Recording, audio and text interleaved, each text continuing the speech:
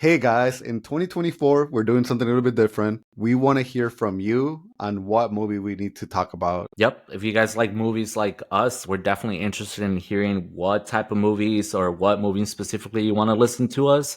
And if you want to give us some suggestions, there's the Beacons link available in the description, which then you have Discord, you have YouTube, comments, whatever you want to do, DM us.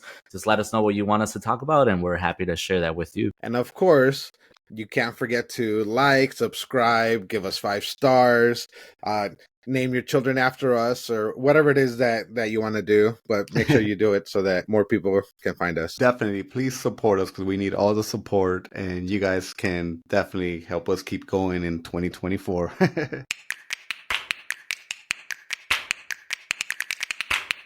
Hey everybody, welcome back. Today we're here to talk about the live action Avatar, The Last Airbender. And as always, I have here with me Ramon Hey, guys. and Raul. Howdy, howdy. And if you're looking for a negative review of this show, you're not going to find it here. So, sorry to You disappoint don't some know of that you. yet. Oh, I know it. I know it. No, Or else you there don't. won't be an episode with you at Yeah, least. Carlos would just cancel it. You're like, nope, you're out of here. But let's get started. Ramon, I want to hear your thoughts. What did you think about the live action of Avatar? Can we start with Raul this time? Because I'm excited to see what Raul has to say. Bro, what No, did you like about it? Okay. So I did like it. Surprise, surprise. No, but I do have criticisms about the show that will come up throughout this discussion. But I did like it. I enjoyed it. I think it was a good adaptation. And it's kind of what you think of for an adaptation, because it's obviously it's the show, it's the animated show. They adapted it for live action, but they changed enough of the story and the tones and enough things that you can say it's an adaptation. It's not a remake, it's not anything like that, that's not word for word, but if it does follow a lot, it's kind of like the Last of Us. They followed a lot of the story, they even copied some of the words and some of the scenes and stuff like that, but they kind of made it their own, compared to what the game was. So I say the same thing with this, because some of the characters were even like different enough that you can say this is a different character than the animated series. But it's okay. Yeah. Yeah, like it. I liked it. Ramon, before you give me your thoughts on what you thought about the Avatar, the live action, I wanted to ask you, how did you feel about Katara and her brother going through Lover's Lane? Yeah. Oh, Lover's Cave, the Lover's Cave. Lover's Cave. But first of all, one of my criticisms to begin with. A follow-up question after you answer that. When the producers said that this show would be similar to Game of Thrones, is that what they meant? The whole brother and sister hooking up? Is that what we got to look to season 2? Yes, and you have Princess Yue with the white hair. Like, it made sense. Game of Thrones all through and through. That's what I thought. So brother and sister action confirmed for season 2. There are dragons. Yes. And there are dragons. in the world. There is. There's a spirit owl that turns into a dragon after the library falls apart or falls. Anyways, that's an animated series. But yes. So, anyways, I love the show, man. I'm so tired of the haters online sometimes too. I get it. If you're gonna be like a true fan of Avatar, the cartoon, like the animated series, like watch that and soak on that. Like really, really just think about it, and that's it. But it's like this has to be held like a little bit separately, because of the two main reasons being like it is live action, so there's different expectations, right? Like you have human people like acting these characters out, which you're not going to have the same level of goofiness, you're not going to have the same level of like kind of like cartoon comedic kind of like relief that they had here and there. But I think ultimately like the tones of the show were great, because it's always what I've always wanted to see, right? Which we're going to get in the animated movie later on in 2025. But at the same time, I wanted something a little darker, something a little bit like still Avatar: The Last Airbender, but just with more of those darker undertones. And what better to start with the dark undertones than freaking someone being burnt like alive? Yeah. It was like the best way to start the show, because from there I was sold. I'm like, you know what? Let me forget I ever watched Avatar: The Last Airbender, the animated series, and let me just focus on this as it is. And I think it did wonderfully. Like if you really go into it with that mindset of like, don't think about the show, or the cartoon, then you'll be like more than perfectly fine. It's enjoyable, even with some of the changes, even with some of the pacing and swapping around some story things, like it's still entertaining. I still watched it. I still want to rewatch it, and it's good. No, I agree, man. So I much think... that I want to be the Avatar too, by the way. So in case you didn't notice. Well, you just need a giant arrow tattoo on your forehead, which you are. Wow. Carlos, it's like we planned it, dude. Like we planned this right now. I applaud the commitment, because if you look back at some of the videos, I've definitely done what you are doing right now. If nobody's watching I was this, not expecting this. Ramon's about to wait. So that means that you're an airbending master, because that's when they get their tattoos. Yes. When what they master have been airbending. doing this whole week, and why I've been so busy. I think his wife constantly talks about his airbending he does in his butt. Yeah, something like that. Yo, but for real though, this takes skill from the other side and watching yourself in the camera. So yeah, there you go. Let's go. Well, this episode's already off the rails, but nah, man. Similar to One Piece, I was a little bit nervous about this show. The more I kept hearing about what the producers or showrunners were saying about it, the more I got nervous about it. And I think a lot of people made the mistake of kind of like thinking everybody's gonna hate this show, so I'm gonna start making hate content as soon as it comes out because everybody's gonna agree with me. And in reality, man, once you start watching this show, especially the first 10 minutes, I was all in. I'm like, I don't know who this rock bender is. I don't know who he is. I don't know what story he's gonna play out. But dude, I love that intro, and I really thought that the way they did bending was awesome. Obviously in the movie, the last movie we got, they couldn't get the fire bending right. So this movie just got all the bending right. So I was really happy about that. And this show just made me smile, and I just felt like I was watching the original characters, just a different portrayal of them. Yeah. And I really enjoyed it, man. I really enjoyed it a lot. I think you hit on one of the other great points. The bending was freaking amazing. I say that because not only compared to the last live action, which was M. Night Shyamalan movie, but it's which again, I like him in some of his movies, but it wasn't even about that. Yeah, some of the bending in that movie was just kind of very I don't know, just not exciting enough. And I think this one's beyond impressive, but the fire bending was just prime, man. The way that they were throwing their kicks and they were doing all kinds of stuff with the flames just coming out. Yeah. I think that was one of the reasons why I would love the show so much, because again, I talked about it before here so many times, what better it is for a childhood. And even though I was, I think, already out of college by the time Avatar came out, around that time into college.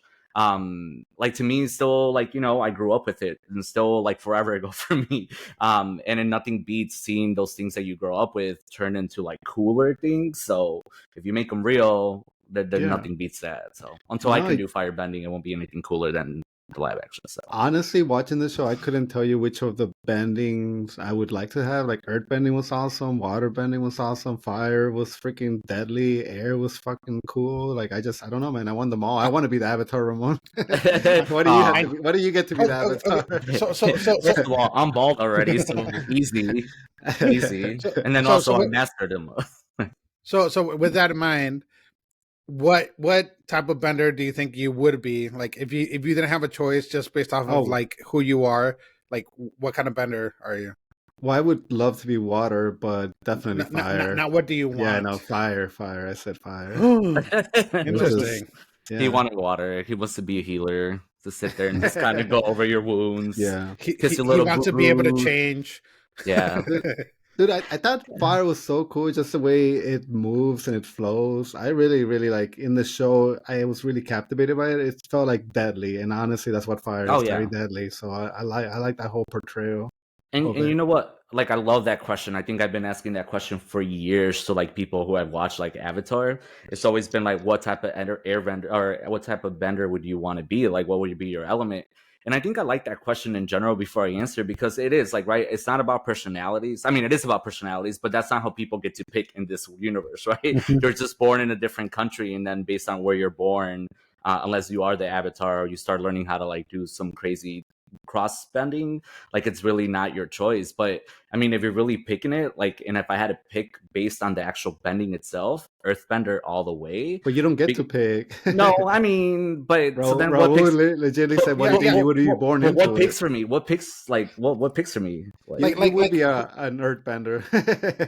I'd pick an Earthbender, but who would Yeah. pick for me like otherwise? But I still say Earthbender because I just like the not the weight, but yes, I guess that too. There's a lot of weight involved, and they just so effortlessly just kind of manipulate it, and it's just like beautiful. Like, so it should be one of those elements that should be like kind of the heaviest in real life.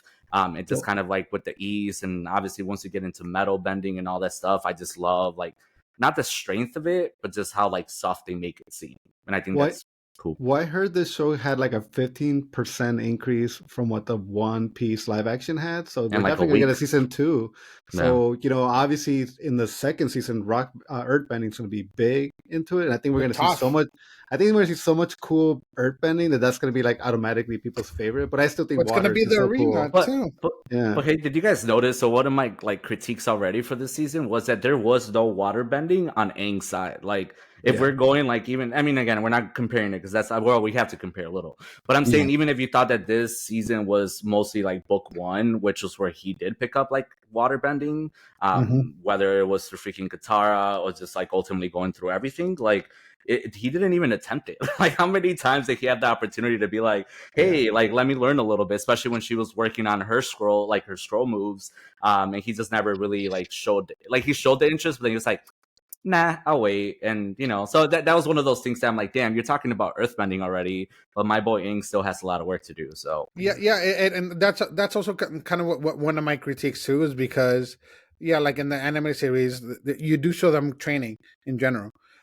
And then in this, like one of my issues is that like Katara went from like barely being able to bend to being able to bend a little bit more, but like a reasonable progression to all of a sudden battling one of the water bending masters in the northern tribe.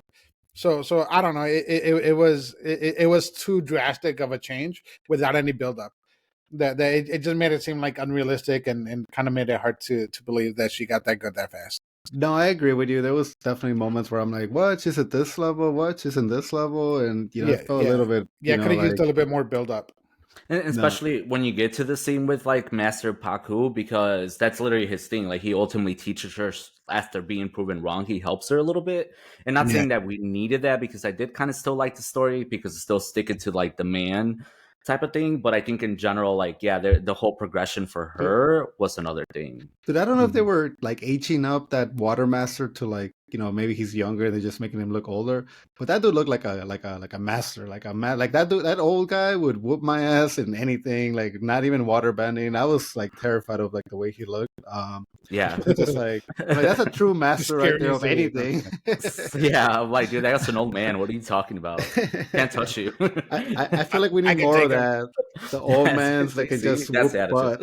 No. Of course, and especially like in kung fu movies, and this is something else that again with Avatar: The Last Airbender, I love like the cultural aspect of it, that it is a cross cultural like world where obviously they're not saying like this is China, this is Japan, and this, but you have different elements of certain cultures and all the different type of bending in those like groups.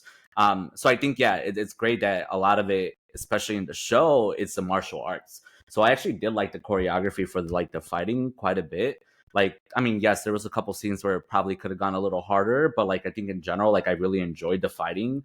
Then obviously you throw in some of the fire bending, like the air bending, water bending, and it's even like more fun. And also the non-benders too, because you also see some of that, like the Kyoshi warriors, and then like Sokka and stuff like that too. It's great. Wait, Raul, you never answered. What about you for bending? I think I'm more naturally an earthbender, but I if I could choose, I think I'd probably choose fire, maybe air, but I think I'm more naturally an earthbender.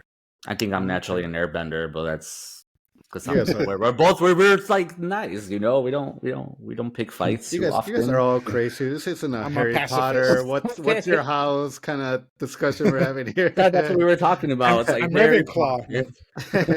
I'm a Slytherin. Anyways, let's start the review now. So what did you guys? Let's talk about the first episode. First episode. What did you think about? I want to say when Aang got first introduced, I was nervous because sure enough they had him sort of flying, even though I understand he was more like gliding down, but it was a little bit like, ooh, like this is making me a little bit nervous. I think that was one of the biggest things. And then I hated this too. I hated going on social media and people watching the first episode and then crapping on it. Watching the second episode and crapping on it without watching the whole series. But yeah, that was like my first intro, and then I just turned everything off. I'm like, nope, until I start watching it. But no, other than that, I like that we were getting way more of the Air Nation. Like that's Yeah. 100% one of the best things about this live action series is that not only did we get more of the interactions between the Air Nation right from the beginning, but then obviously we eventually kind of dealt with the whole genocide, like the siege of the Air Nation, which actually wasn't great to see, but I think in general, obviously beautiful to watch and kind of have that experience through that world. But no, yeah, I mean, Aang was freaking cool from the beginning. They just wanted to build your confidence in him. That's all. No, I mean, they even said it. They even said if it wasn't for Sosin's comet, they wouldn't be able to have beat all the airbenders, which was cool. I mean, that kind of sort of made all the firebending a lot more powerful because they were just kind of landing on the ground. Like, I don't know how they were being launched, but then they were landing on the ground. It was really cool. Yeah. I mean, all the airbenders had to do was like, whew, when they just go off the mountain or off the island. Well, yeah, because all the air temples are like up in the air in the mountains or like different cliffs and stuff like that. So they're out in the open. But yeah, like I liked how it started because it kind of set the tone from the beginning, and I kind of like the begin like right the beginning when you see that random earthbender that's like running in the street, kind of trying to get away from the Fire Nation. And then you also kind of notice like why the Fire Kingdom was able to take over, because they were smart about it. They made everyone think that they were going to attack the Earth Kingdom, and then they actually just went for the air temples. So it was cool how they started it. It set the right tone to kind of alleviate some of the expectations that people are going to have from the animated show. And I know I mentioned it already, but how did you guys like the fact that totally burned someone to a crisp in the very, very beginning? Like I thought it was great, man. I thought it set the tone in a really good way. Send a message. Part of me imagine when the original creators decided to walk away, it was probably about things like that. Like they were probably against like burning people, and they're like, "Oh, we don't want to show that." But honestly, you needed it. You needed it to be this realistic. I know we're getting sidetracked, but I think it's just because we love Avatar, it sounds like. But I actually heard something different. I heard the original creators left because they wanted to do more different things to it, and this is actually a little bit better representation of the show than they wanted, because they were explaining, and whatever I was reading was explaining the idea that if you already did it once and you're be told to do it again, that most likely that same person's gonna say, I probably don't want to do the exact same thing. Maybe they were being held back in the past when they were creating a cartoon, and maybe this time they wanted to go freaking batshit crazy and do something completely different. Regardless of the case, I mean, we got this, and I'm not mad about it. No, and like Raul kind of already touched on it, but what made me enjoy the show is that they were doing like the One Piece thing. Like they were taking story plots and they were doing like their own mixing with it, and it was happening in different ways. And I'm like, I really liked it. I really like makes me feel like I'm not just gonna be following a replica of the show, And I feel like most things should take note from that. They should be a little bit different. That way, I feel like, oh, I don't know what to expect next because now they might try something completely different. Yeah, it's kind of like book adaptations that they don't copy everything exactly as it is in the book. They take kind of like the gist of it, and then they kind of choose the part that kind of fit best for the way that they want to tell the story, because it's still the same story. It just the way that you tell it's going to be a little bit different, and then how it's going to hit, obviously, whether it's successful or not, it's going to hit differently. Yeah. And you know what? The first episode's only an hour long, and honestly, they covered so much. Yeah, they did. Like between the intro, the genocide, them finding Aang, then him getting captured and escaping, and then they're all like off to like the next episode. I'm like, man, all that was done in an hour. Like, dude, that's a lot to cover. And honestly, like, I don't feel like they took shortcuts, in that intro at all. And I think if you really truly like want to kind of look a little bit of like the animated a lot of it is still going to be a little bit of filler, fun fillers and great stories that kind of supplement the story. But I think in general, like, I don't know, that's one of the things, like, I don't need a whole lot of episodes of like them going on these little mini adventures. So like you said, the pacing was huge, because I feel like these live actions lately, even One Piece that I didn't have the history of the anime before, for me, the pacing's huge, right? Like the question is always asked, like, who are these live action shows for? I think it's for two people, right? I think it's for the people that are true fans and don't care as long as you're getting another reiteration of it, because it's still content that has to do with Avatar, whether it's good or bad, even though you can never rewatch the bad. But you know, if you like it, you'll rewatch it. And then for the people that don't have the experience of Avatar behind them, right? Like, it's almost easier for a normal, and I say normal because whatever that is, like a person who just has these like mild interests, non-nerds to see this cool live action like show being like trailered to you, or like being promoted to you, and it has like fire bending and all these things, and you're like, hey, that looks cool, like, let me watch it. Yeah. And I think the first episode really captivated like me, as like trying to be as most like non-biased, not thinking about the show. So I know it works, and even like with my wife, like being reluctant to like watch it at first, because I'm like, oh, something else like that. You know, there was a lot of times where I just couldn't stop staring, couldn't stop watching, just definitely had to continue the story. And the cool thing too, and to kind of show the impact of this show, like on people like us, is that like we talk about bending in other media, like when we were talking about Jujutsu Kaisen, we were talking about like blood bending, and other shows we talk about like earth bending and or different types of bending, because it obviously made an impact on us. And it's such a cool way, like cool power system, and good way to kind of exploit, like show how it could work, and then also the way that they manifest their power is by doing these moves that are really cool, because they're all like martial arts. Yeah. No, there's one character that I feel like the show could have just not had that character, and it would have been completely fine. And Ramon, you're smiling, but I can tell you don't know who I'm gonna mention. No, I don't. That's why I'm kind of like interested. And it's Momo. Like, they just did not need him at all. Anytime that he was on screen, I'm like, where have you been? Like, I don't know. What have you been up to, little man? What have you been up to? Like, the CGI is making me like mischief. Even when he got stabbed, is that what happens to me? He got stabbed at the end. Like, I was just like, rocks fell on him. Rocks fell on him. Like, I'm like, dude, like, maybe that was at the end of the day, that was like the main reason they decided to keep him. But I just felt like that was something that just they could have just not had him in the show, and it would have been perfectly fine. Nobody would have missed him. I don't know about. Well, I don't know about that. I'm saying, like, yeah, of course, Appa #1, because they did an amazing job with. They need Appa, something like, to fly around with. Yeah, great. Yes. Oh yeah. But like, I think with Momo, like, you can't take Momo out, because that's like, you know, one of his like little, not even pets, but they're like another one of the friends of the crew. But you like the presentation that they did with him? Like, no, I don't love it. But I'm saying, like, you can't have Avatar: The Last Airbender without like Momo. Right, and he doesn't have to do a lot. You can. Well, I mean, obviously you can, but what I'm saying is, like, you know, it's like you would feel like you're missing your left leg. Like, freaking Aang doesn't have bald head. I don't know. Like, I don't. It just still seems weird, man. Like, yes, of course, he didn't do much for the show, but I don't know. I mean, if you're gonna make him cute, and at the end of the day, you're gonna make me buy a Momo doll somewhere, because I'm like, oh my god, like, he's so adorable looking in the live action, but he looked like hideous. I'm like, kill it, just kill it. Kill it. Yeah, he's suffering.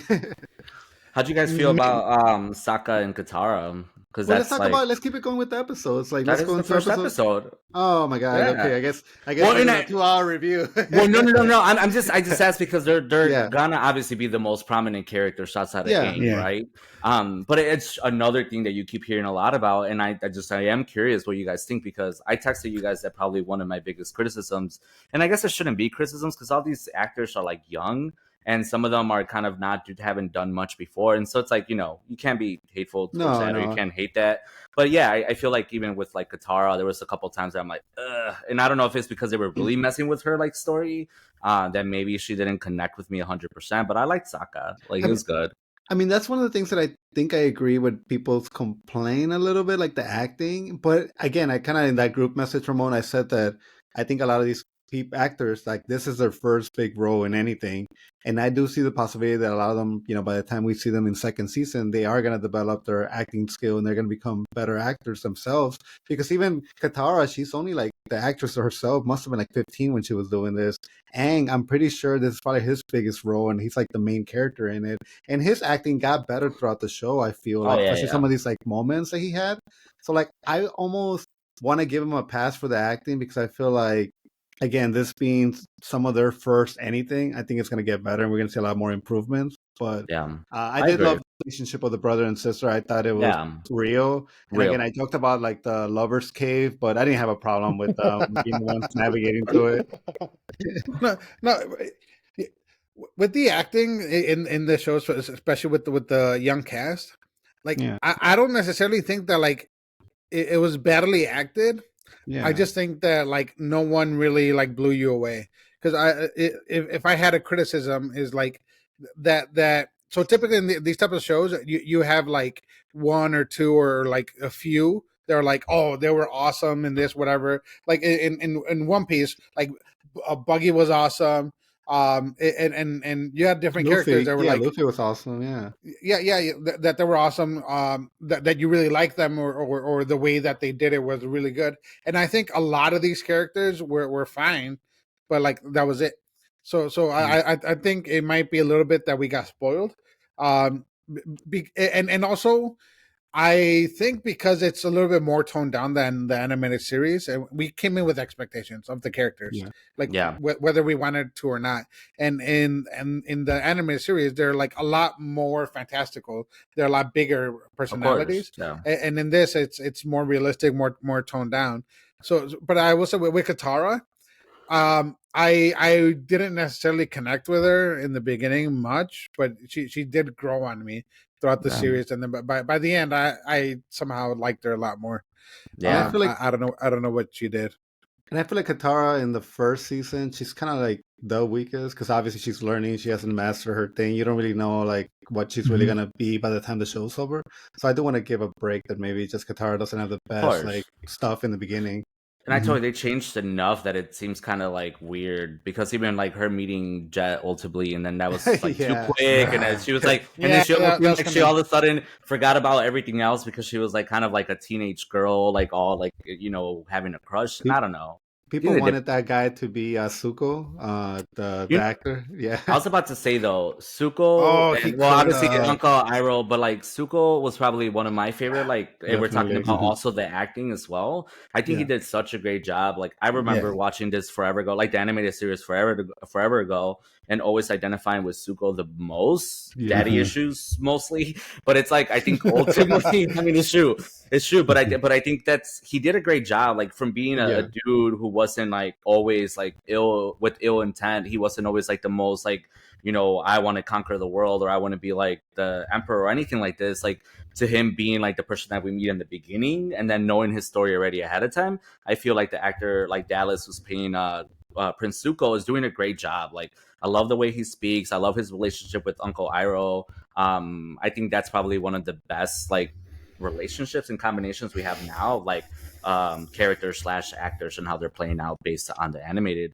I loved every part that had Zuko in it for the most part. That's another thing that I want to say about the show. It added some scenes, man, that it added a lot more to the original show. Like, I never really thought about like Zuko's uncle in a way the uncle would follow him and do all these things for him. But in this show, that scene where he speaks from the heart and then he sits next to him, I think one tear came out of me because I'm like, this is so emotional, this is so impactful. I'm sort of hurting right now. And I understood why his uncle at that moment would say, like, I'm following this kid, because at this moment, like, I think the uncle just feels like, I have nothing. Like, I might as well just give up and move to an island. This and live is all myself. I have left. It's him. Yeah. And then you think it would be weird, but I think maybe because we're very familiar with the story, it's like, Uncle Iroh just lost his son, and then also Zuko kind of not lost his dad, but sort of got banished by his dad. So it just makes perfect sense. But like you said, that scene of them playing Back to the Future, I don't know, that was different. I will say, like, in the live action, you get the connection between the two a lot quicker than the animated series, because like honestly they had really good chemistry, and then in the animated series, Iroh's a little bit more comedic, and in this, he's more serious, but like so much more empathetic. Like you're drawn to him a lot more in a more than just like entertaining way, but like you just like him a lot. Raul, if you ever, you're in the dating world right now, if you were to find somebody, I would tell you to look for somebody with Iroh's eyes. Like, if you can find somebody that has those kind eyes, I know that they would take care of you, and I'd never have to worry about you being in trouble because they would always like try to like look out for you. So find a girl that has those kind of eyes. Okay, I'll send you pictures of eyes, and you can let me know if they pass or not. Which ones are the most Uncle Iroh eyes? Yeah, like I like that. No, those are Zuko's. Oh, Azula. Yeah. Oh my god. Let's not talk about Azula, because I think that's also a character that was my second least favorite thing about the whole show. What about it? Why? I mean, just seeing how, like, in the original, like, like, I do like Azula in the original a lot. I like how she's a little bit crazy and so cocky. She kind of reminds me of Asuka, from Evangelion, yeah. the way she is. And in this one, I just wasn't believing a lot of it. And I think there was a lot of complaints, not only with her, but like her group of friends, that maybe the depiction wasn't like really what people wanted. So I don't know, man. I feel like that should have maybe waited for second season to really get that casting down. Exactly what I was. Well, not necessarily the casting though, but you think that's probably the problem, that they introduced her and even like Fire Lord Ozai like way too early. That I feel like that kind of distresses the story a little bit more, because I feel like you introduce like Azula so early that you won't see her like go rage mode until, like you said, second season.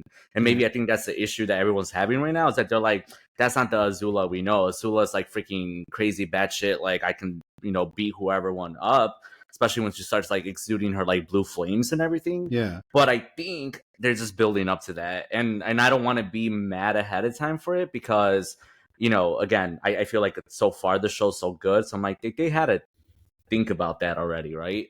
But even just Fire Lord Ozai being introduced so early, the only reason why I liked it so much is because he's such a great like actor. Yeah, and he just looks the part. Daddy Fire Lord, Daddy Fire Lord, especially when he has the freaking duel.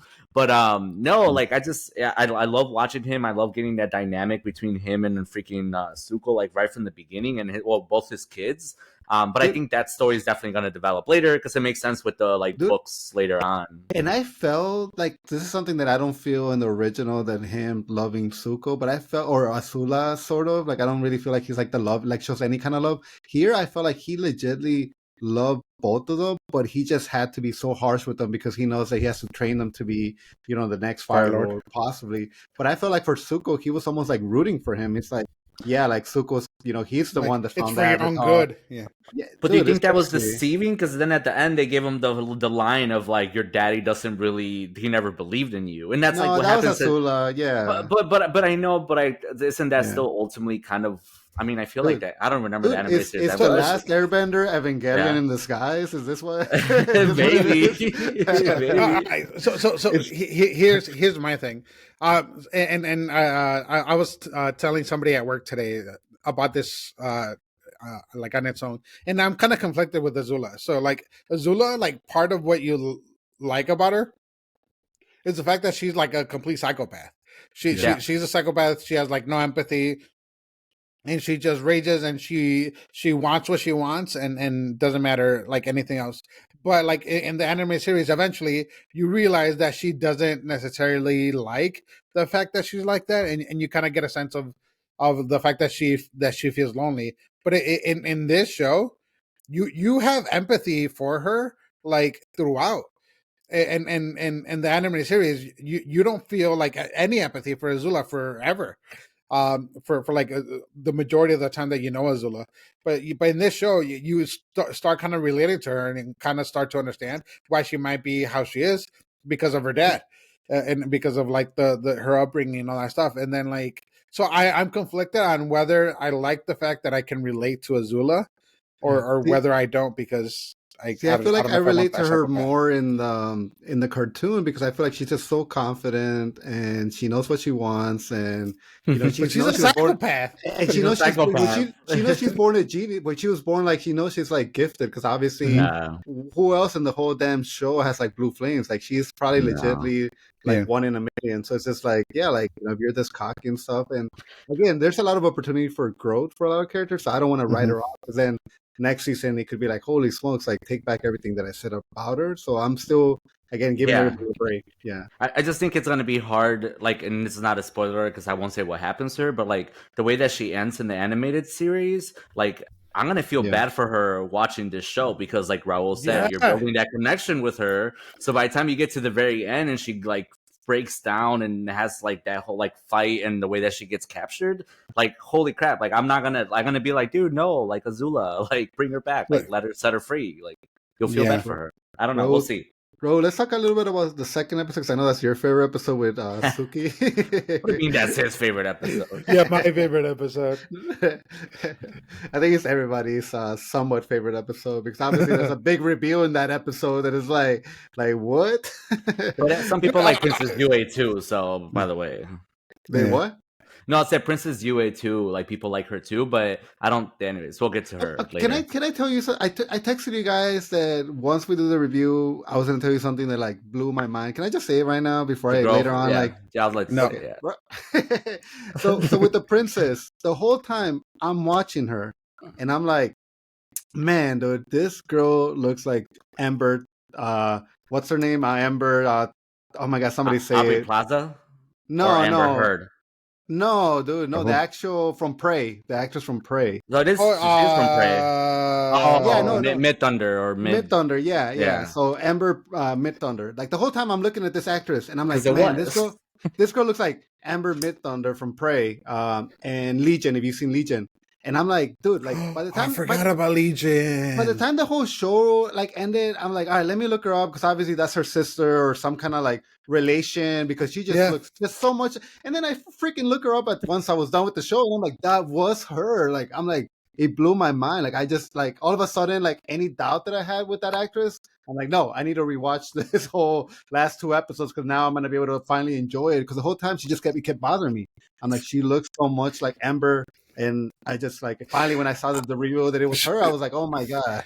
So now you guys, she did look familiar, but I cannot pinpoint like why she looked familiar. So I just like forgot about it until later on that I found out that it was her. Like, oh duh, of course it was the girl from Prey. Oh my! I just thought she was better than to be in this show, but I guess not. Maybe because this show's been in production for a long ass time. I was gonna say, now if you guys want to know how to fool Carlos, a crappy wig will do the trick. Because I didn't love the wig, but I love her. Nobody did. I don't think that was the right one for Princess Yue, but I liked her. Like, and what she did, I like what she did. I just, when I kept on watching her, it was the same thing, Carlos. But I knew right away it was her. But then in my mind, I couldn't think of anyone else, or I just kind of like, for some reason, it wasn't connecting all the way. So that was a tough one to watch, just based on appearance. But I mean, she's great. I was just upset that Sokka got to make out with her. I was like, you son of a Sokka. But Sokka gets to make out with everybody in this show, like, right? Like, everybody. Yeah. Or just two. Well, that's everybody. All the like the important ones. Okay. That whole thing about like, we're making him less of a womanizer. I was like, dude, totally not needed. He's such a woman. Less of a sexist. But you know what? But I think no, I'm kidding. Yeah, I mean, but I think the way that he transitioned into the live action, I don't mind it, because we don't need a guy who you're gonna hate based on his demeanor. Like, we don't want the guy who's making these stupid jokes and things, because then right away you're gonna be like, oh, what a douchebag, right? Like, we don't need that. Like, this is like, he did a great job. He was funny at times when he needed to. Funny, he was there. And I'm gonna super jump to like the last 2 episodes. We're all over the place. Carlos, we're all over the place. We're not going episode by episode. That's long gone. Okay, so the guy that used to be engaged with her, he was way different, but I liked him so much more. And he died. That's crazy. Yes, it kind of hit you like the other guy that died. Like, I just felt bad for her, no, not really him, but for like when you show him. You're like, oh no. It's probably for the best, because he probably would have been so heartbroken to know that, she had, given Gone. herself, and she was gone. So I was thinking it's probably like the best way. Not saying that he couldn't have found love, but he would have been very, very upset. Yeah, if Do he you- would have been alive, but he Yeah. died. So Do you know what I would have preferred? Is if Sokka would have had a bigger reaction. Because I think that kind of warranted for a bigger reaction from Sokka. Like when her dad was there, and then he was like apologizing for like not protecting her. Like I don't know. I think it would have benefited from a bigger reaction from him. Yeah. yeah. No, I agree. You know who was also great? Juno. Oh yeah. Dude, yeah, like I think it was like so cool, like the way perfect portrayal, like honestly, like 10-10 portrayal, like perfectly matched the Who? show. Juno, the she's- one with the mole rat, or not mole rat, but the shrew. Yeah, the one that For was sure. the hunter. The Oh, got it. Yeah. yeah. I You like know, how she but- would flirt with the uncle too. That was Yeah. really funny. I actually did like that about the show. They did a really good job with all the animals, besides Momo, Picard, and Carlos. But with all the animals and the creatures too, because like freaking like the spirits, like they were all great, and like we don't have to like go all the way to the end, but I think just everything about them, like it was realistic. Like you just saw it, and you're like, oh, this is great quality. This is part of another. Like Dude, any of these guys could have been in a movie on their own. And if I saw a Badgermo in real life, I would shit myself. Though, like I would Those shit things are myself. massive, And it's just and it's a badger. Badger moles don't give Badger mode, dude. It was just so crazy. Like I just it looked really realistic. I don't know because maybe the cave was dark or whatever, but I just thought they were really terrifying looking. Yeah. I know you want to go back to Suki. No, I'm like, I want to go back to Suki. Before we go on, my biggest problem with that episode was not enough of the Secret Tunnel song. I love that song. But that was not even in the right. That was another thing. That was later. Yeah, they brought that I know. second season in the first one. I guess they really needed to do the fan service there. They needed to do the fan service. Absolutely, man. But no, for I sure. know, but I love that song. We could come back to your secret tunnel. We could even sing it at the end, okay? We could harmonize and get that perfect pitch. But no, all right, cool. Suki, just that whole thing in like that Warriors episode, and obviously we're not going back to just the episode talk, but but it was great. Like I think that was another one that I was a little bit nervous about. It was kind of weird that Aang talked to Avatar Kyoshi before the Fire Avatar, because at the same time I was like, that also doesn't make sense because he was. They was in the right lineage. Anyways, but I do like that scene, not just because of Suki, because she's freaking gorgeous. When she took off the makeup, it was just like better than anything. It's a surprise, man. So far. Yeah. Yeah. A lot of people were like shocked by like that reveal. It's like, what? But why though? I mean, like, couldn't you have like I mean, I know we were watching a cartoon. She was a little creepy when we were the younger. way she was like following, and I'm like, I don't know, man. Like, I don't know where this. Yeah. And I was thinking that, but you had to attribute that to like they had been isolated for so long. That's what it was. That they're not used to outsiders, curious. So you can be curious and weird at the same time without being too weird. It's kind of like in the way that we'll find like foreign accents like attractive because we're not used to them. So it's kind of the same thing with her. Like she's not used to like any benders that aren't like earthbenders. He's not even a bender, but it doesn't impress him. Yeah. Or like anybody from like not the Earth Nation or Fire Nation, even that. So just the fact that like he's different, it's kind of like, ooh, look at this guy, he's different. He's traveled. But I do give it to Sokka. Like he does have the whole like he is a warrior. Whether he's as experienced as like Suki and other ones, maybe not. But like so far he has fought the Fire Nation. Like he's done things that commend him like being a warrior. And I think that's his appeal throughout the show is that he does have that as goofy as he can be randomly. But yeah. Was that water avatar that Aang got to talk to at the end? Was that ever in the animated show, or was that something that they just? The water one that he talked to. He talked to him, and he's because he was the one before. Yeah, he was the one before the Airbender one. Before wasn't he the one before? What's his name? Avatar Roku. It was Roku, Kyoshi, and then I think him. Okay.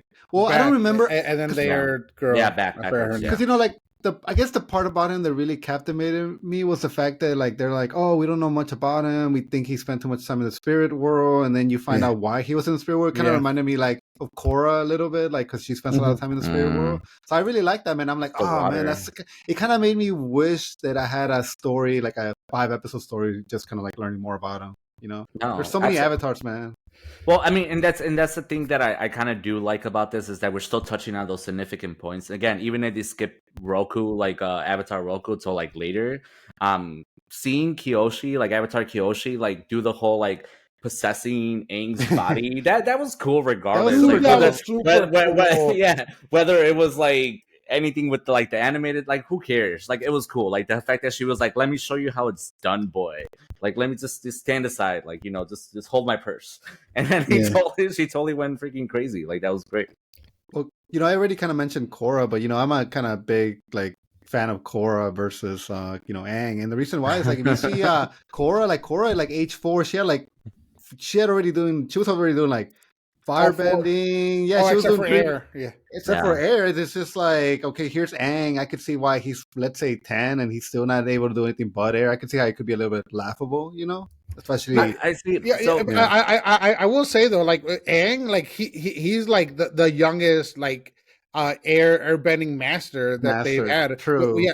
Yeah. So he perfected airbending like super quick, like faster than anyone else. And then part of like what delayed his progress was the fact that Gyatso like didn't want him to, like he wanted him to develop who he was, enjoy his childhood before he got thrown into being the Avatar. He's so good, Raul. How come he couldn't fly? Huh? Answer me that. Also, because he had too many earthly things tying him down.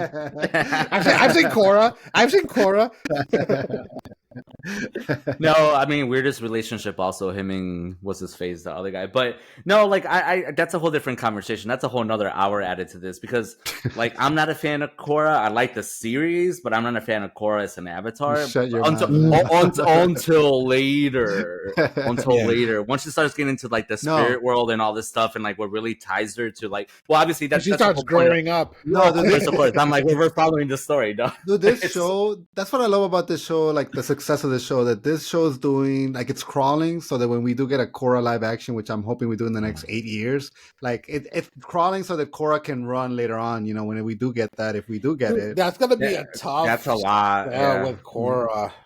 That has like the technology, the industrial like world, how it's lava developed, bending, metal bending, the game that they have that they're freaking shooting each other with stuff. Like everything about it would be insane. And then this, like, well, now I'm confident they could do spirits and all the spirits, yeah.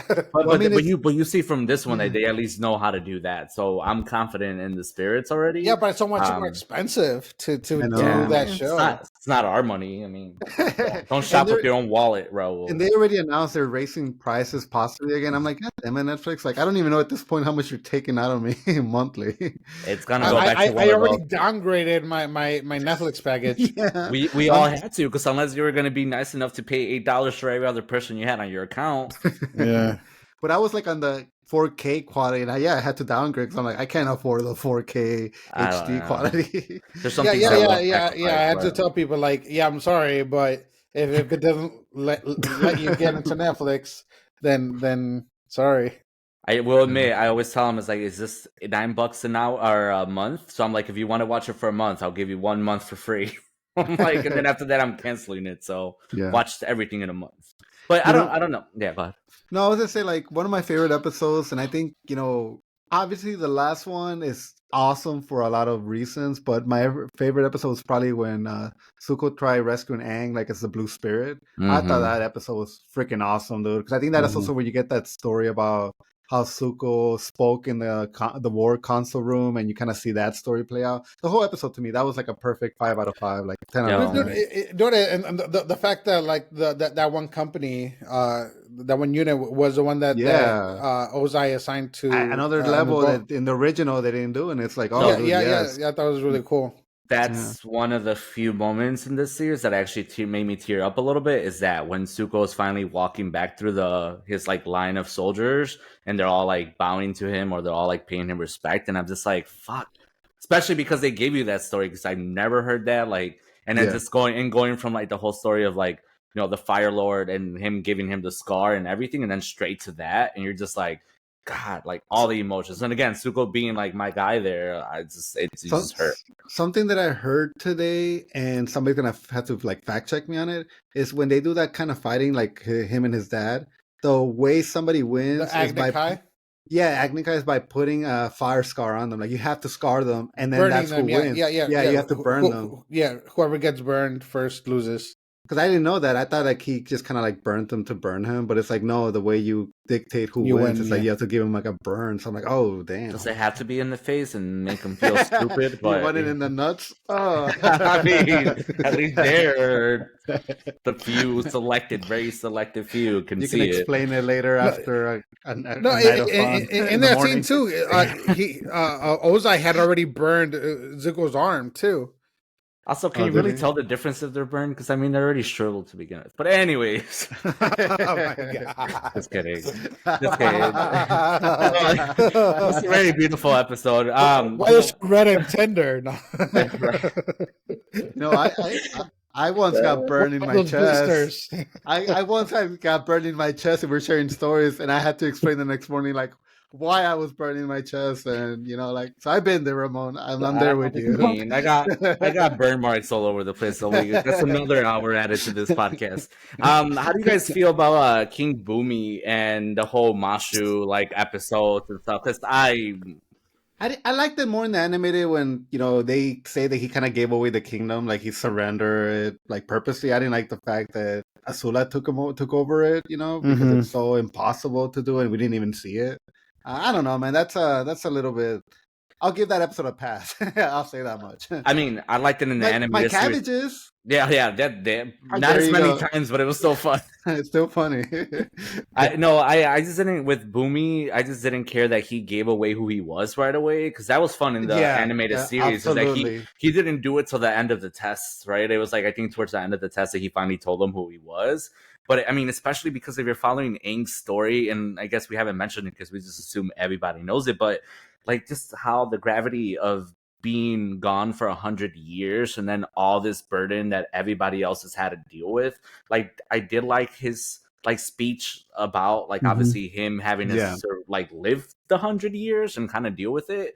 But I think the whole idea of Aang finding out that it was his old friend was really significant, and in this one they underplayed it so much because he was like, "Hey, I'm Boomy, your old friend." Like it's like, especially because he tricks him into like choosing him to fight him. He's like, "Hey, you can fight anybody in the room," and it's like, so that's kind of like I wish they would have done that. It would have played well.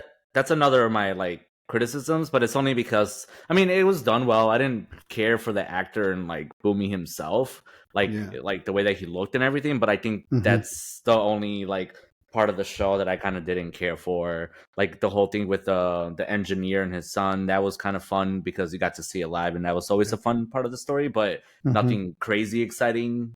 And that involved Jet in there too, so that whole Jet story, I was not a fan. I love seeing Jet and his posse. I just didn't care. I've never been a fan of Jet, man. Like even in the animated show, like I've just never been a fan of him. I like how they look.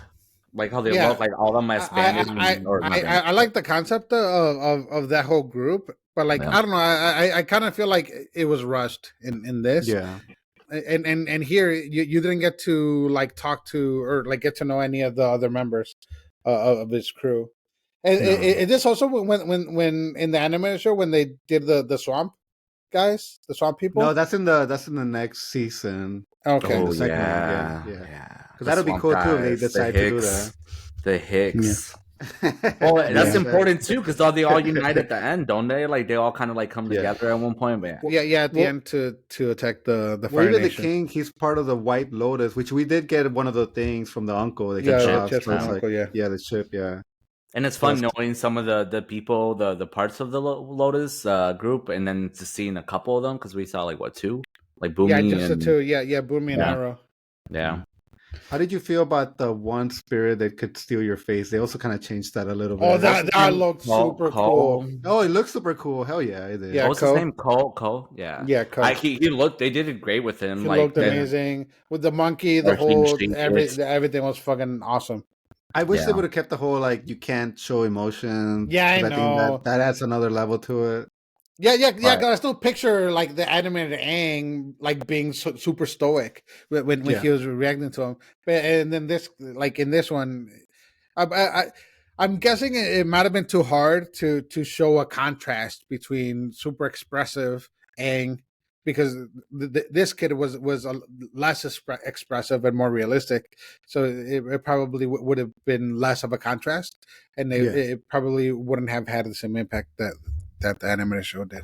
You know, I think just through this conversation, I just remember like thinking of like The Witcher when I was watching this and not wanting it to be like The Witcher, like where you would Yeah. encounter a spirit or a fight, be done with it, and then the whole rest of the episode was like Talking, walking yeah. around, like going on a journey. Grunting. Yeah, and it's just like, you know, so I you gotta like really, and I know some people love The Witcher just because of freaking Henry, but like in general, yes, exactly. But at the same time, like this is giving me the pacing that I want, and when you add creatures like that and you do things like that, like you're just like, oh cool, this is great. Not only were they great, you finish the story kind of quick, which yeah sucks if you want to see the whole like fun part of it, like you were saying, Raul. But I think in general, for what it is, again, having a live action, having it for people who maybe are not as familiar with it, I think it's just a great way to do it, and not trying to be overly like positive. But again, it was enjoyable. Like enjoy it for what's there. The forest spirit was Definitely. great too. The forest spirit Yeah. was like beautiful. They did him well with giant Not ass enough, panda though. demon. No, not enough. He was just ran through and But he Mhm. looked That's it. the part, Yeah. and sometimes you're thinking like, oh, you know, that just won't translate well on screen on live action, and it actually Look- did. Like I look was like, oh good. yeah. it looked You never- good. Yeah. And I will say, and I'll say it now because I didn't say it earlier. I'll say that for the majority of the show, the graphics were awesome. The CGI was good, and it, especially like with Ko and the forest spirit and like a few of those, they were awesome. But then other times, like I don't know what happened, but it looked like they ran out of money or they ran out of time to edit these things. But like yeah, like right after the lover's cave Yeah. that you mentioned.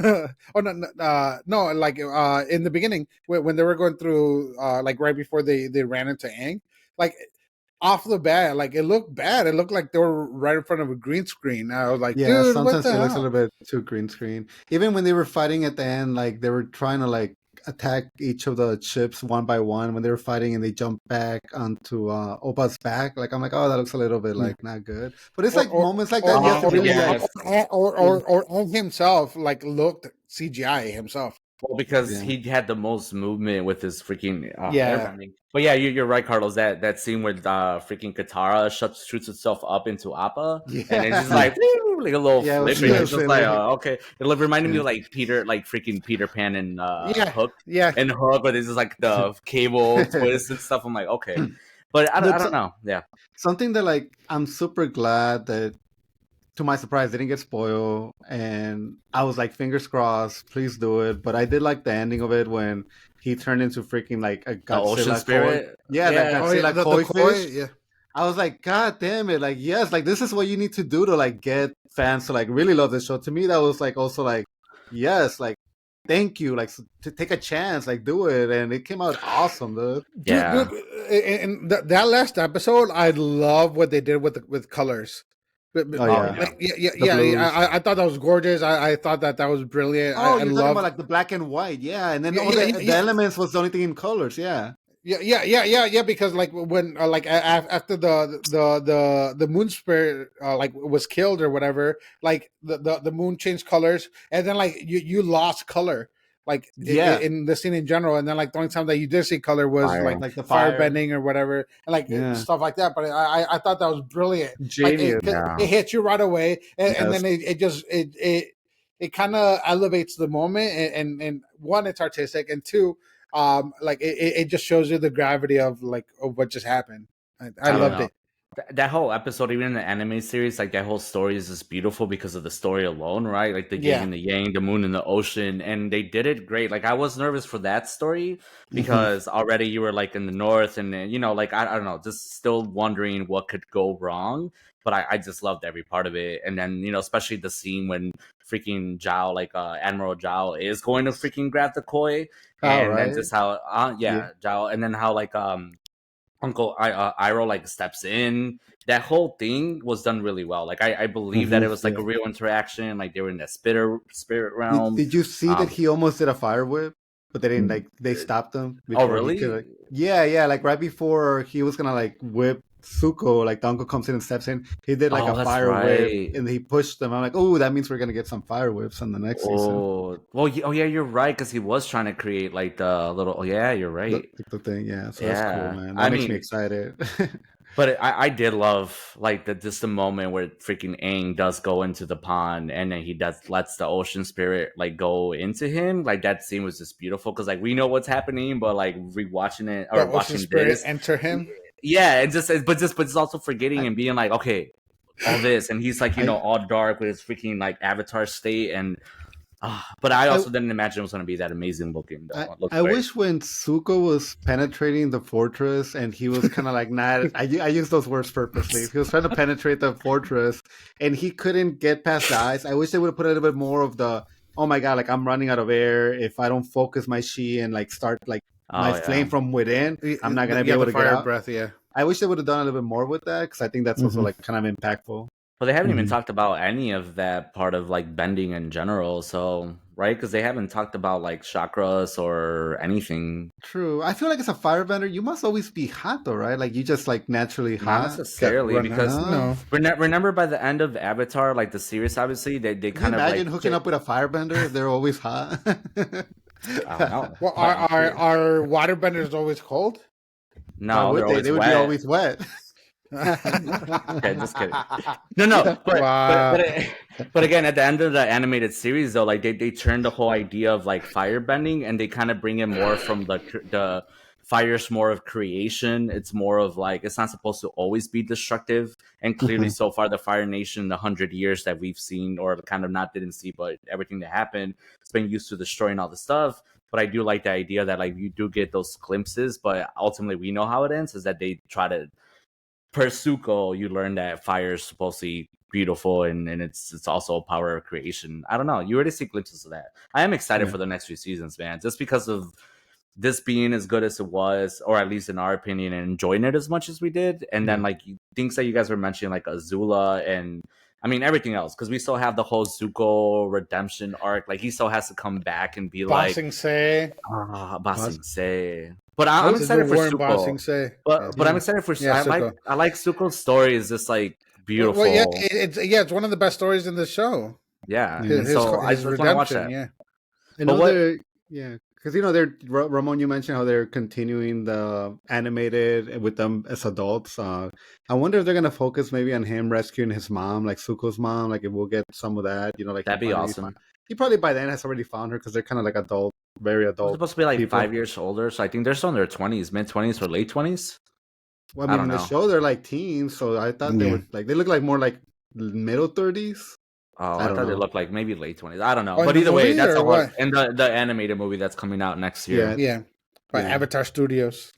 Yeah. But I don't know, that is a good thing about him looking for his mom. I'm down for more Zuko's story, man. That's again, but now like for me with that movie, all I'm also excited for is just Aang, right? I hated the fact that we did go from like Aang at the end to then all of a sudden having Legend of Korra and then having that's it. Like, so we never really saw Aang be the great man that he was, because then clearly you had, everything built after him. And you're like, man, this dude is so cool. But we didn't see any of that. Like, that's so lame. And then all you do is you see bearded Aang as an adult. Yeah.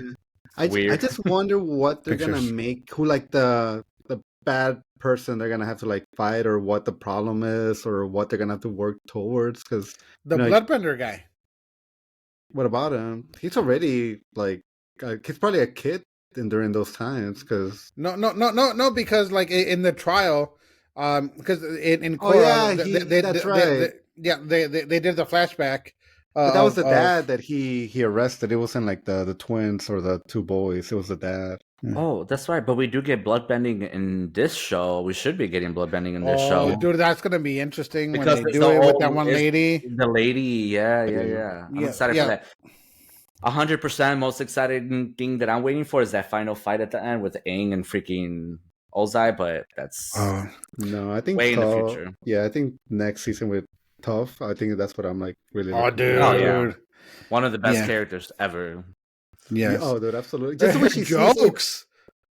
Imagine if the way Raul Oh. described when the moon spirit and all the color went away. Imagine how they could show the way she sees by being blind and Oh, because she has a little radar. She has like sense. yeah, that would be so freaking cool, man, if they get that right. Top sense. It's a top Daredevil vision. Top sense. Tremor sense. It's Tremor a D&D sense. thing. Tremor sense, yeah. Well, it's also Tremors, like from the movie Tremors. Oh, yeah, also Tremors, like, yeah. based on. Yeah. I don't know. And she's great Daredevil also too. sees on vibrations, no? Yeah, I think it's also that too. Yeah, it's all the same technology. Cool vibrations. I'm already imagining her like when she freaking tries to escape out of that metal like jail thing too. When she finally realizes that she can metal. yeah. Oh, okay. Can't wait. Can't wait. So I don't remember if it's the second or third season, but like when they're in the sand, and then like Appa gets like taken, Kidnapped. Dude, Yeah. yeah. That's around the same time where the library with the owl. I bet you they already did the owl. I bet you they're gonna skip the whole library and. But that's a dragon owl. That was so cool though.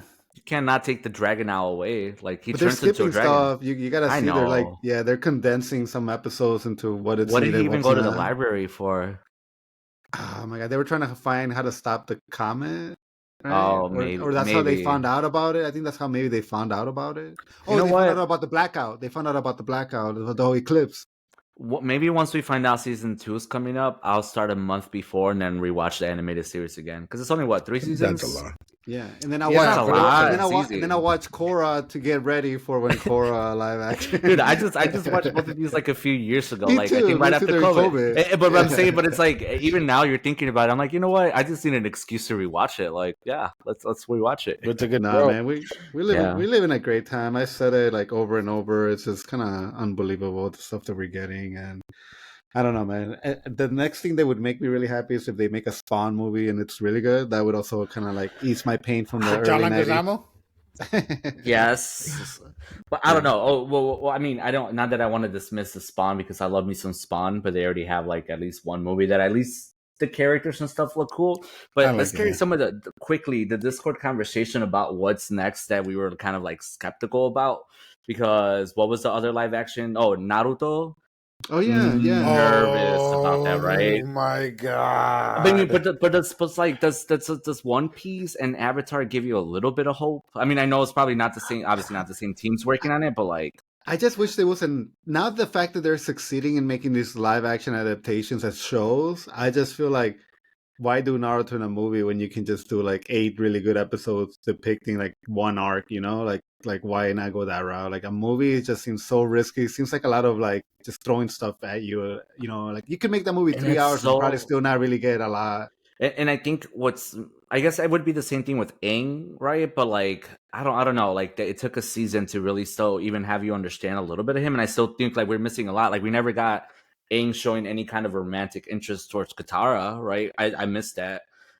So if you think of those little subtleties, can you imagine how a Naruto movie would even play out? Because there's so much like. Well, I always felt that if they do a movie, they need to start right away with the shonen exam and then kind of give like little flashbacks as to how they got there. Flashbacks. Yeah, but like they feel like they need to just start off with that exam so they can get some of the good stuff, and then maybe get to the review with Orochimaru at the end, and maybe potentially have like the Hokages being revived. With Sasuke and Orochimaru. Like I don't know if you just get to the point of the first movie and you see Orochimaru reviving all the. I know it's so much. That's difficult. Because the Chunin exam, that's when you get Lee, and you get to understand him better. Neji, you get to understand him better. You got Gaara.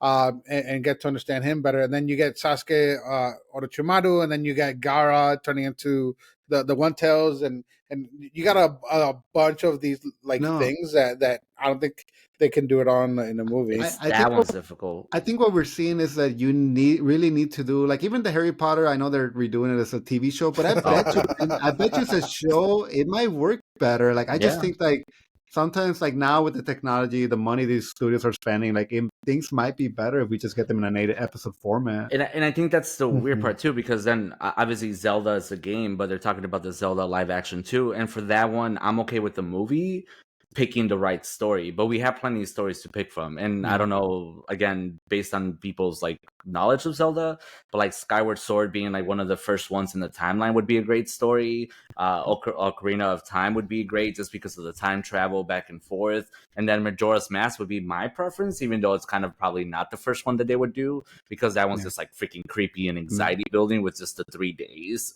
But again, I mean, but these shows are giving me confidence, and the haters are always gonna hate, but I'm gonna love it as long as they like kind of meet me halfway through. No, I hear you, Ramon. Like, where the hell is my Detective Pikachu 2? Come on, where is it? I hear you. That was I like that enough, man. That was yeah, like I need more of it. Like that one did it well too. Bring the power of live action. Power of live action. Oh no! But you know what? They supposedly they're gonna redo the Death Note live action. But that's already with the Stranger Things people. Yeah, that's right. Oh, okay. I didn't watch that eventually. But better. Well, dude, let's be honest. Like Hollywood doesn't have any ideas, so they have to rely on like the fact that we all love anime and all these like cool ideas that are haven't been adapted. So it's like I guess it works in our favor that they don't want to invest in original ideas, and they want to invest more in like IP. We are the target audience right now. But I'm okay. I got the money, baby. Yeah, I'm okay with it as long as they are like I said, like with Avatar: The Last Airbender. Yes, where they're doing a little bit of that, growing it up. So it's not like I don't truly need everything that happened in the animated series, because a lot of that was for kids and it was fun for kids. Like a lot of the fillers, and again, I love it, and I'll rewatch it again. But the thing is, like, at the end of the day, I don't want to watch that live action. It's not a super necessary. And I think as long as they keep doing that, they're like, cool, we're gonna redo this, but we're also gonna give you a little bit more of the adult version, so my like grown up like nerds can like enjoy it. I'm all for it. And before we go, I do want to give a shout out to our Discord follower Diesel, because this show came out on Thursday, and by Friday it's like, when is the Avatar review coming up? Like, when are you guys recording an Avatar? And then like the whole week is like, when is the Avatar? It's like, okay, like, so I do want to give him a shout out. I even have a message from him right now saying like, when's your episode releasing? I'm like, okay, one tomorrow. Pressure. So we did this for you, Diesel. We love you, and we got you. We support everything you're doing, and appreciate how 379. Oh, Diesel 379. I was like, what? We support everything you're doing, and keep on trucking, man. Keep on trucking, man. I see what you did there. All right, I kind of want to repaint my arrow again just so I could go to sleep happy, but dude, I didn't even notice when it went away. When he got mad, he kind of like he went into Avatar mode and Flash, and then they went away. Yeah, even though you can never stop being a Airbender master, but I did lose my Avatar powers for a little bit, so I want to see continue later on. I want to see the arrow you have down south pointing. Oh boy, there you go. Stay for the after hours podcast for that one. All right, guys. I'll talk to you later. Raul, you seem distressed. Bye.